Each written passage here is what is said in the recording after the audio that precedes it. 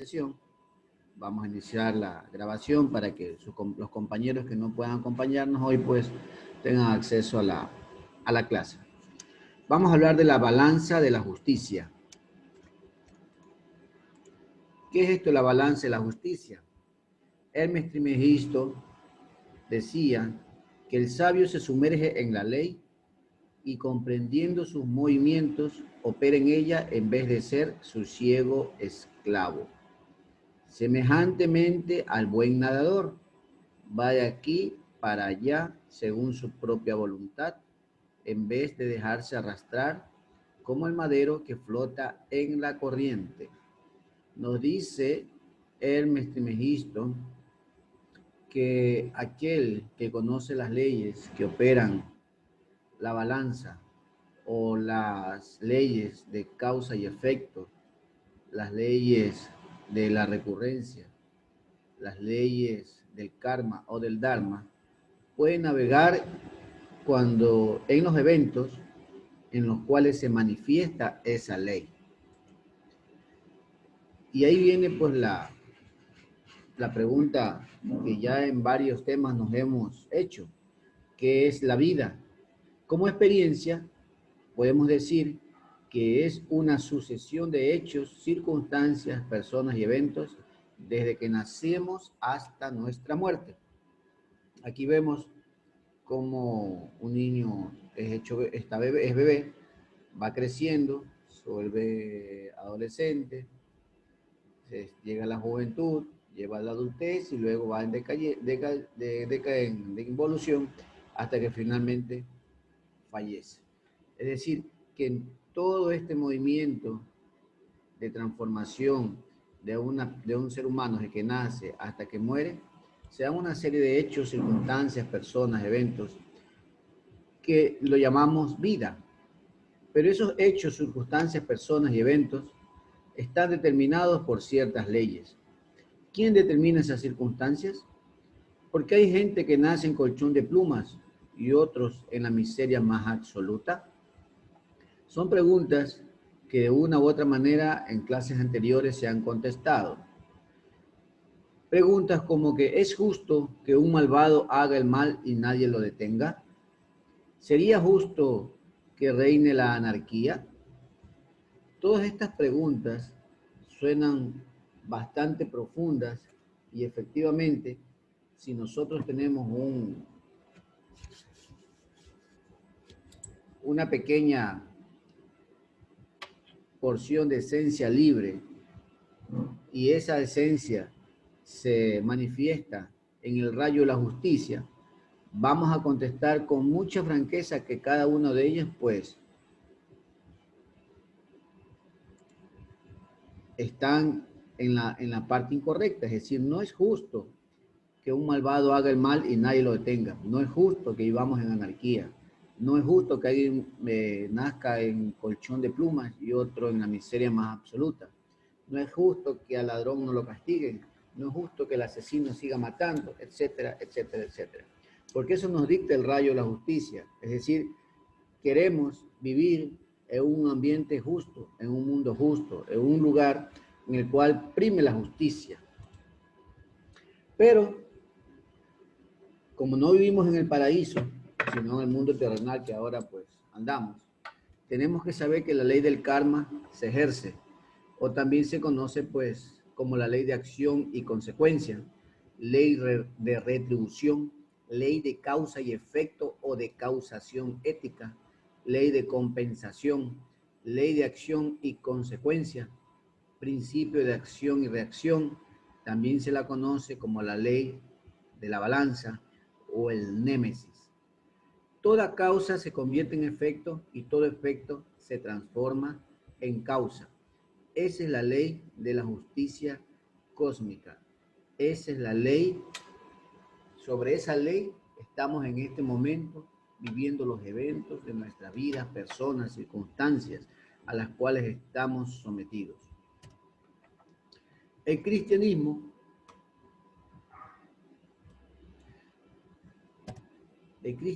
decía pues que no os engañéis, pues todo puede ser burlado, nada puede ser burlado, perdón, pues todo lo que el hombre sembrare, eso también cosechará. No nos cansemos, pues, de hacer el bien, porque a su tiempo lo cosecharemos si no desmayamos. Eso lo dijo, pues, el apóstol Pablo en Gálatas, capítulo 6, versículo 7. Así que todas las cosas que queréis que los hombres hagan con vosotros, así también haced vosotros con ellos, porque esto es la ley y los profetas. Lo dice Mateo en el capítulo 1, versículo número 12. Perdona todas nuestras deudas, así como nosotros perdonamos a nuestros deudores. Esta frase maravillosa está en la oración máxima del cristianismo, que es el Padre Nuestro. Egipto, Hermes Trismegisto hablaba del principio de causa y efecto, en que decía que toda causa tiene su efecto, todo efecto tiene su causa. Todo sucede de acuerdo con la ley. La suerte no es más que el nombre que se le da a una ley no conocida. Hay muchos planos de casualidad, pero nada se escapa a la ley. ¿Eso qué quiere decir? Que vivimos una vida con hechos, eventos, circunstancias, personas, etcétera, que obedece la ley de la causalidad, no de la casualidad.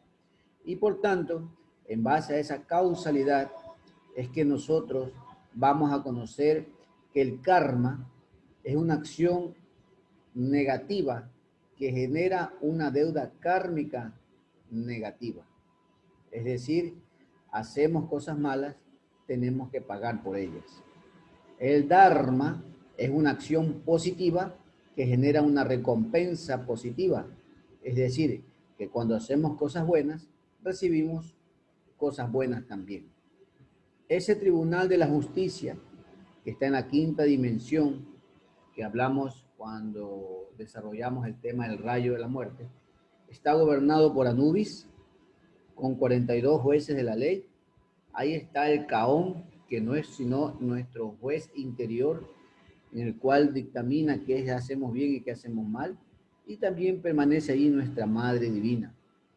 Este conjunto de personas se encargan de darle a cada persona que desencarna lo que se merece y lo que se corresponde. Lo que ustedes leen aquí está descrito en el libro de los muertos del antiguo Egipto a través de dibujos y jeroglíficos. La pregunta es, ¿existe el destino? Moiras en Grecia, Parcas en Roma, Nornas, los nórdicos, Laimas, que es la mitología báltica, hablan del ejercicio de la ley del libre albedrío y el ejercicio de la ley del karma.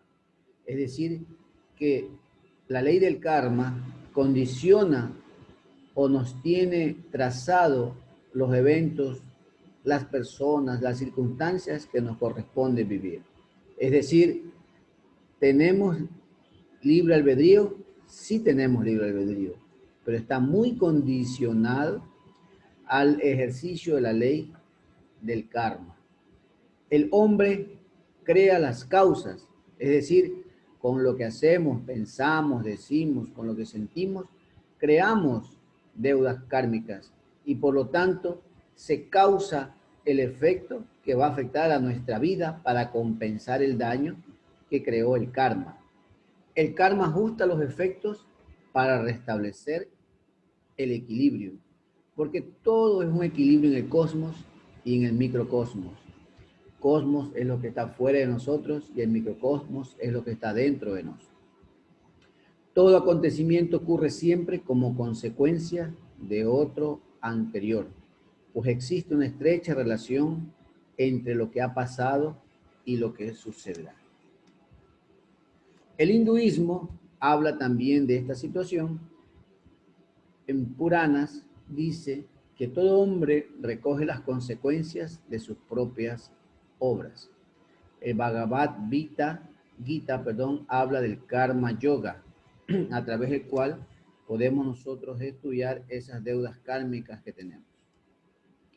El Corán, otra gran religión mundial, dice que a los que creen y practican las buenas obras, Dios les pagará exactamente su salario, lo acrecentará hasta con el tesoro de su gracia, pero hará sufrir un terrible castigo a los desdeñosos y a los orgullosos. Pero los que se arrepientan, los que hayan creído y practicado las buenas obras, Dios cambiará las malas acciones de estos en buenas, pues Dios es indulgente y misericordioso. El Buda decía, nuestras buenas y malas acciones nos siguen casi como una sombra. Ahora, viene al estudio esa pregunta que hicimos hace un momento. ¿Por qué hay diferencias en la vida?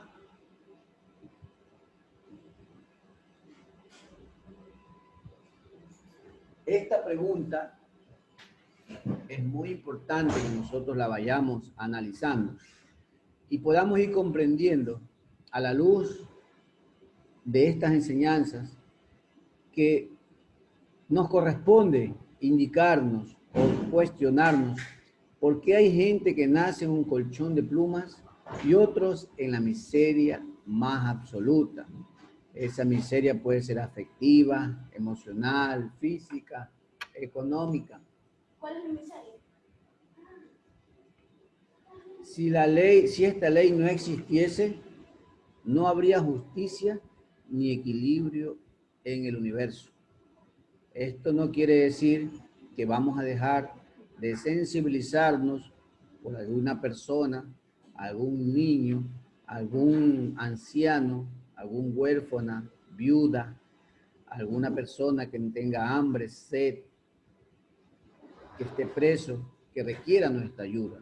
Es decir, a nosotros no nos corresponde juzgar y actuar sobre una persona. Ya es la ley la que está en ejercicio sobre ella. Y si está en nuestras manos ayudar, pues qué bueno que podamos hacer ese sacrificio por la humanidad.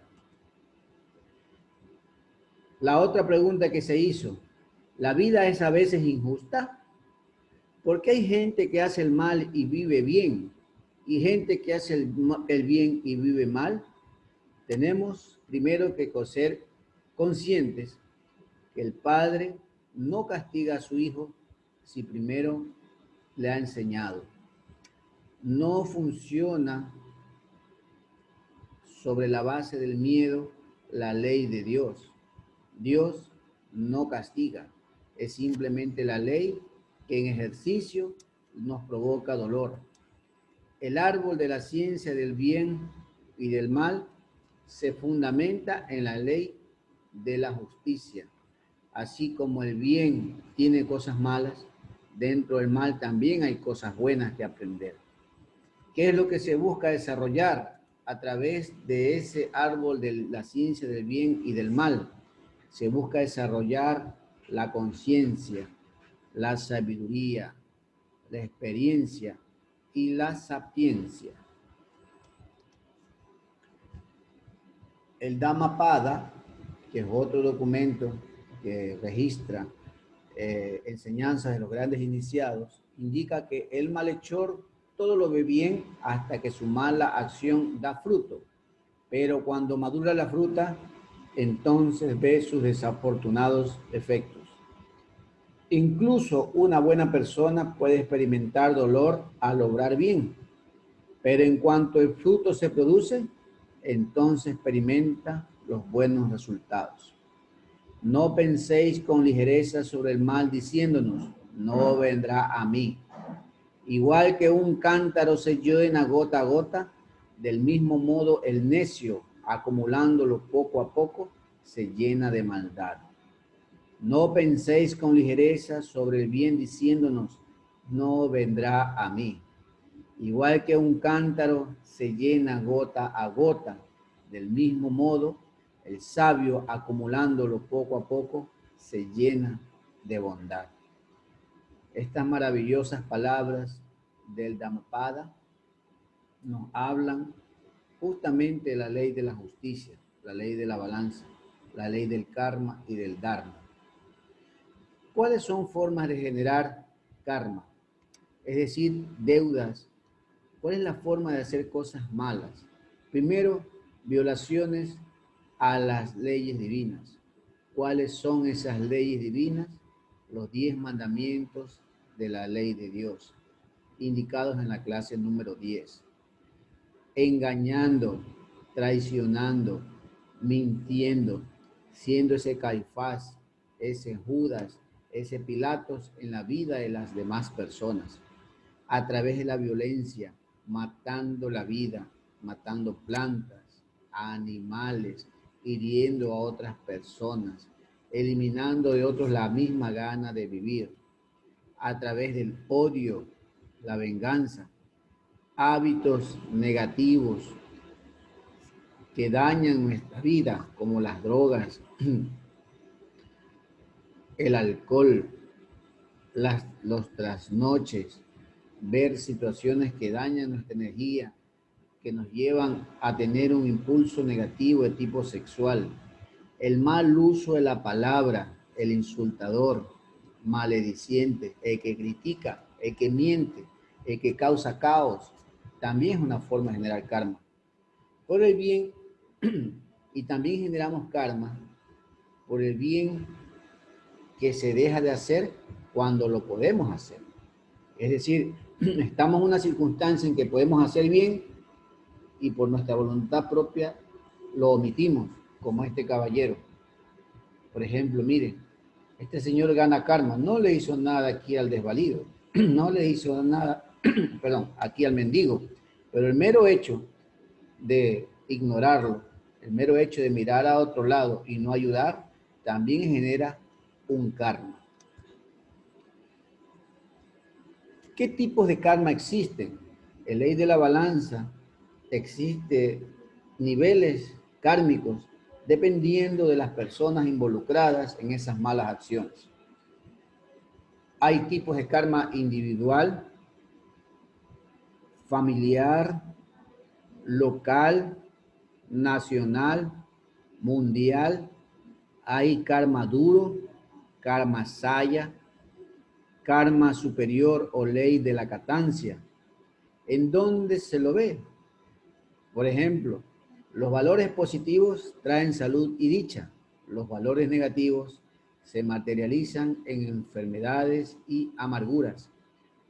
Por ejemplo, la viruela es el resultado del odio. El cáncer, la enfermedad terrible, enfermedad del cáncer, es la consecuencia de la fornicación. La mentira desfigura la figura humana engendrando hijos monstruosos. El egoísmo extremo produce la lepra. Se es ciego de nacimiento porque en vidas pasadas ha sido extremadamente cruel. La tuberculosis es hija del ateísmo. Cada defecto humano es pues un veneno para el organismo y produce terribles enfermedades individuales, familiares, locales, nacionales, etc. ¿Cuáles son las formas? Freddy, Sí, claro, diga. una pregunta, disculpe que lo interrumpa. Ajá. Usted dijo que lo de la viruela Uh-huh. es debido al odio, ¿no? El Sí, rencor. sí. Pero hay niños pequeños que les da la viruela y ellos no sufren, no tienen odio ni rencor. Claro, en esta vida no, pero en En vidas ese caso, pasadas vinieron sintiendo ese odio. murieron así con odio. No, vivieron en vidas pasadas, fueron adultos con odio. Ah, ya, ya. Sí.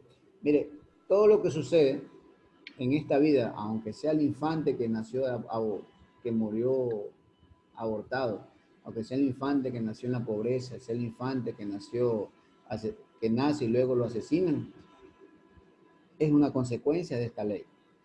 Es verdad, uno cuenta desde el momento que nace porque hasta eso nos da nuestra comprensión normal. Hasta el momento que ocurre la barbarie y uno se escandaliza y debe ser así porque tenemos, la fibra humana así nos lo exige. Pero si nosotros hacemos un análisis del karma que le acompaña a ese niño, podríamos ver en vidas pasadas que esa persona que abortó, que está siendo abortado, asesinó vidas pasadas bajo la misma circunstancia. Si ese niño está naciendo en pobreza porque en vidas pasadas hizo pasar a niños en pobreza. Si en este momento ese niño fue asesinado a las pocas horas de nacer porque en vidas pasadas hizo exactamente lo mismo. Entonces, los hechos, circunstancias situaciones que nos toca vivir y les toca vivir a toda la humanidad es sino una consecuencia de la ley del karma. Sí. Miren, Ya. podemos Este, hablar toda la noche de las deudas kármicas, pero increíblemente grande este tema, pero como que estaríamos viendo como que la paja en el ojo ajeno y no la viga que tenemos en el propio. ¿Qué es lo que nos debería interesar, hermanos? ¿Qué es lo que nos debería interesar a todos nosotros? Es identificar nuestra karma, el karma que nos acompaña y cómo lo tenemos que cancelar. A medida que ustedes aprendan a cancelar el karma suyo, enseñen a los demás también para que de a poco se vaya cancelando la deuda kármica mundial. Porque la humanidad está como está, porque hay un gran karma mundial que la aqueja. Sí, ¿qué me decía Shirley? Dígame nomás. en cuanto a lo otro que se refería usted a no hacer el bien, también genera karma. Sí, En señorita. el caso del mendigo, ¿no? Y de la persona que pasa y vira la cara y no le da una limosna.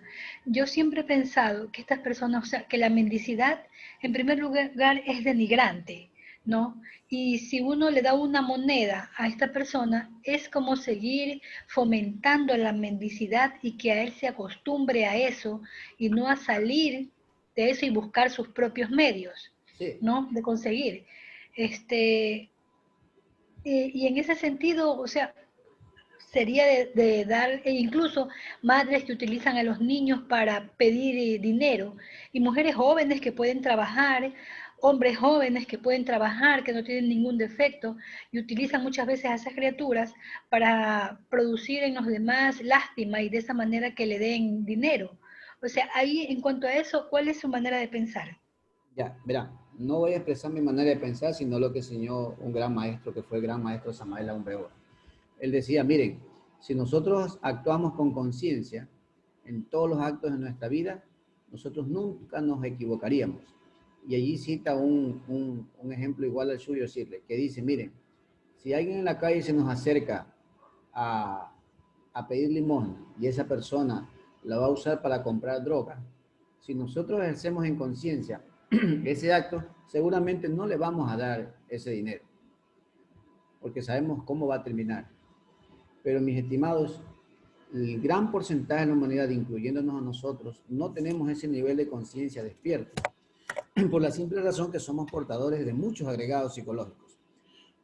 Entonces, ¿cómo uno actúa con la ley de la balanza? Mire, usted en esta vida, la sugerencia máxima que dan los maestros es que no acumule más karma, no se llene de más deudas. Si su deuda tiene que asignárselo a otro porque él lo está engañando, él tiene un buen cuerpo físico y aún así está pidiendo limosna. Hay una damita que alquiló un niño y alquilando está pidiendo limosna. Hay una damita allá que puede trabajar bien y se hace la enferma y aún así está pidiendo limosna. Al usted darle la moneda a esa persona, ¿quién cree que se lleva la deuda? ¿Usted o ella? Ella, por supuesto. Entonces, usted lo da de corazón porque se lo pidió, entonces no, usted no se lleva la deuda. Esa persona se va endeudada doblemente porque finge ser mendigo para ganarse la vida de una manera sencilla. Y si en esta vida está disfrutando de ese pequeño Dharma, usted ni se imagina lo que le va a ocurrir en la posterior vida. Pero eso ya no nos corresponde juzgar a nosotros. Una Pero, por ejemplo, recomendación. Sí, diga. en nuestro país, Ujú. casi en cada semáforo hay alguien pidiendo limosna, haciendo algo para que le den. Entonces, habría que darles a cada uno, a todos, Sí. o A medida a que usted todos. disculpe la interrupción, a medida que usted va despertando conciencia, usted se va a dar cuenta quién sí y a quién no. Pero haga de Claro, cuenta de que todo el que le pide, debe de darle. Al todo el que le pide, debe de darle. A medida que porque usted... incluso hay a esos limpiavidrios, o hay incluso asaltantes que se acercan en los semáforos y uno baja el vidrio y le roban. Claro, sí, Entonces, de hasta es todo hay. peligroso. De todo hay. Como le digo, mire, el vivir bajo los principios gnósticos es vivir con la conciencia despierta. Ese ejemplo que usted da al final es magnífico. Usted como damita va para su carro y baja ese semáforo y ve que le van a robar, obviamente no va a dar una limosna porque está en riesgo su integridad. Y una ley mayor lava una menor, es decir, si usted preserva su vida en detrimento o en incumplimiento de la ley de dar a alguien que le está pidiendo plata, simplemente usted le da la prioridad a su vida y simplemente no da la limosna. Eso es actuar con conciencia. Lo malo sería es que usted a todas las personas que le piden plata los consideren ladrones, vagos, mantenidos, que están alquilando niños para pedir limosna, etcétera, etcétera, etcétera. Ahí está la clave, mi estimada Shirley. Hay que hurgar en el interior y ver qué se le mueve en el momento que usted da limosna. No quiere soltar la plata, no mantiene a vagos, no mantiene a sufridor, a gente que se hace la mendiga, etcétera, etcétera, etcétera. ¿Sí? Pero Pero es seguir generando que esta gente viva de esa manera. no, Porque no, como le digo, hay gente joven sí, que sí, no mira, sufre de nada y está todos los días en el mismo semáforo pidiendo o entonces sí, eso como que o sea, me confunde un poco esa parte.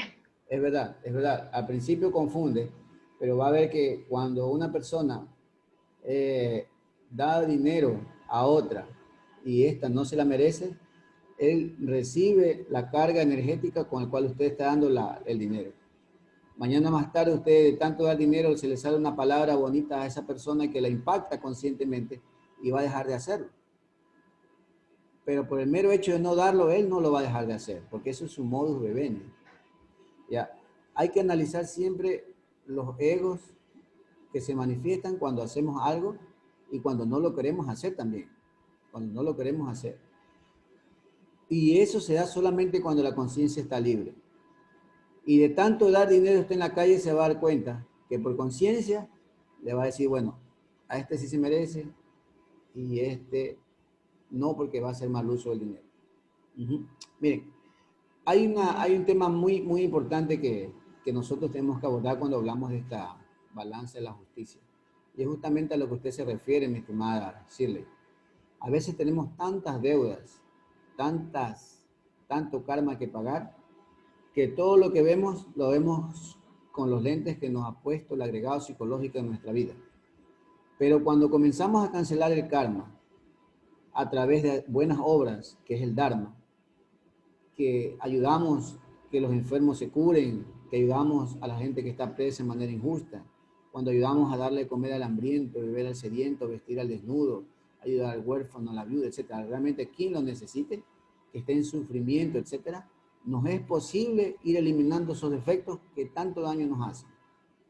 Entonces, ahí es donde viene una gran frase que dice, haz el bien sin mirar a quién. Cuando usted regala una moneda, no le importa si ese señor se la fuma, se la come, la regala, no sé, ya se la dio, ya no es suya. Él verá lo que hace, usted ya pagó. Cuando usted le regale a una persona una ropita y mañana más tarde va a su casa y ve que esa ropita lo está usando como trapeador, no sufre, eso no es suyo, ya lo dio. Cada quien hace con lo que recibe lo que quiera. Vamos rompiendo todos esos nexos que tenemos con las cosas materiales y nos vamos a ir dando cuenta que hay algo más allá de lo que anteriormente pensábamos que era bueno. Bien, ¿cuál es el objetivo del karma? Mire, ahí viene, vamos a darle vueltas conscientiva al término del karma. Karma a todos nos suena como malo, como terrible, como dolor. Pero a una persona que inicia un trabajo de retorno a su ser, el karma es una medicina que se nos aplica para nuestro propio bien. Tiene que saber que no toda la humanidad paga karma conscientemente. Solamente aquellas personas que se han dado cuenta que tienen agregados psicológicos, que tienen un gran defecto y que han causado mucho mal en la antigüedad, están en plena posibilidad de cancelar su karma, porque sufren las consecuencias del karma sin quejarse, sin hacer alarde de lo que les está pasando, sin mantener una actitud de quejoso, de inclusive Dios no quiera, de maldecirle al destino, etcétera, etcétera, etcétera. El efecto, como decíamos, tiene su causa y su causa es el deseo. y ese deseo sale del ego. Y el ego proviene de la ignorancia. Es decir, que nosotros tenemos karma es porque ignoramos que el ego ejerce en nosotros, nos da apegos, nos provoca una causa y ese es un efecto. Si nosotros eliminamos de esta ecuación la ignorancia para eliminar el ego, esta rueda se cancela y ahí sí vamos a pagar el karma como verdaderos iniciados de esta senda. La forma más elevada de cancelar karma es eliminando la causa. La causa es la ignorancia de las leyes cósmicas y crísticas que administran la vida. Es la ignorancia de las leyes que nos permiten eliminar el ego, eliminar el deseo. Y eliminados estas tres cosas negativas, se nos es posible pagar ese karma de manera definitiva. En conclusión, tenemos que dejar de generar karma. Hagamos buenas obras sin importar a quién. Eliminemos esas causas. Vámonos autoconociendo profundamente. Eliminemos toda nuestra ignorancia interior y comencemos a hacer debidamente todas las prácticas para que en nosotros se vaya encarnando no este conocimiento, sino la experiencia que los mundos superiores, que las energías crísticas, que esta oportunidad de realmente de reencontrarnos con nuestro ser es verdadera y real. ¿Sí? Hacemos un resumen de las prácticas: observador observado, la clave sol, recuerdo de sí, vocalización, ejercicio retrospectivo, concentración, runafá, los tres factores de la revolución de la conciencia, que son morir, nacer y sacrificio por la humanidad. Ya, miren, ahorita estamos a 6 minutos de que se termine la sesión. Si ustedes tienen alguna pregunta, alguna duda, pueden hacerla. Si nos quedamos inconclusa, estarán atentos para el siguiente enlace. Díganos, a ver si tienen alguna duda, alguna consulta, algo, alguna aclaración especial.